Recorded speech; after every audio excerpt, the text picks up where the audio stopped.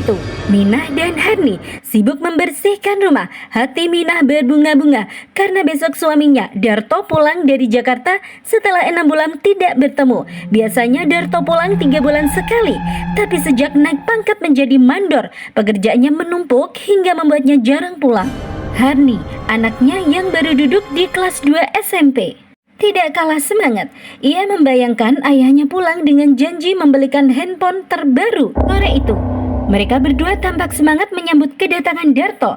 Malam mulai merayap, suasana rumah terasa sangat sepi. Tapi Minah dan Harni tetap membersihkan sisa debu. Di luar, bulan hampir tertutup awan gelap, membuat bayangan pohon bambu tampak menari di halaman. Tengah malam, Harni terjaga, mata dan hatinya tak bisa tenang. Bayangan handphone baru yang dijanjikan ayahnya masih menari-nari di kepalanya.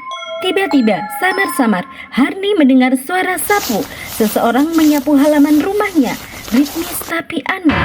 Karena penasaran, Harni mencoba bangun dan menuju ke ruang tamu. Dengan hati-hati, ia menempelkan wajahnya di celah dinding papan ruang tamu. Harni terkejut.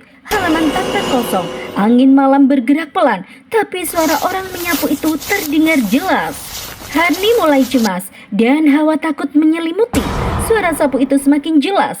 Dengan nafas tertahan, ia mengintip lagi. Matanya membesar, jantungnya berdegup kencang. Di sana, di halaman rumah, di bawah pohon bambu, ia melihat seorang nenek tua bongkok, berambut putih terurai, berkulit keriput sedang membawa sapu lidi. Ia menyapu perlahan tetapi pasti. Ketakutan membuat Harni berlari ke kamar ibunya, seraya berbisik membangunkan ibunya. Mak, bangun, aku di. Ada nenek-nenek menyapu halaman. Minah yang sebenarnya sejak tadi belum bisa tertidur nyenyak, ia mulai membuka mata. Dengan pelan, Minah menempelkan jari telunjuknya ke bibirnya. Diam, ayo berdiri. Ucap Minah mencoba menenangkan Harni. Sementara itu, Harni masih bertanya-tanya. Mak, sopo iku? Suasana menjadi sunyi. Minah menghela nafas. Suasana mendadak sunyi. Minah menahan nafas. Lu, kalau ada suara orang menyapu di tengah malam, itu pertanda hal buruk akan datang. Jangan keluar kamar.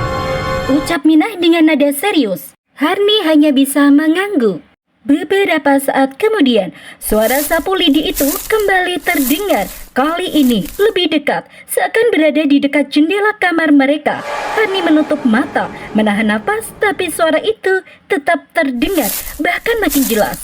Minah menarik selimut menutupi tubuh Harni, mencoba menenangkan anak gadisnya. Harni menahan nafas, matanya menatap langit-langit kamar. Tiba-tiba, dari atap kamar terdengar seperti suara sesuatu yang merangkak di atas genteng. Ma, itu suara apa? Minah spontan menarik Harni lebih keras ke pelukannya. Mereka berdua gemetar tak bersuara. Tepat pukul 3 dini hari, terdengar ketukan pintu depan. Tiba-tiba, terdengar suara berat dan juga serak dari pintu depan.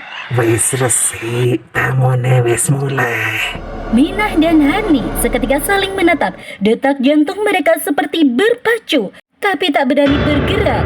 Mereka berdua saling bertanya, suara siapakah di balik pintu? Keesokan paginya, tiba-tiba sirene ambulan memecah keheningan kampung.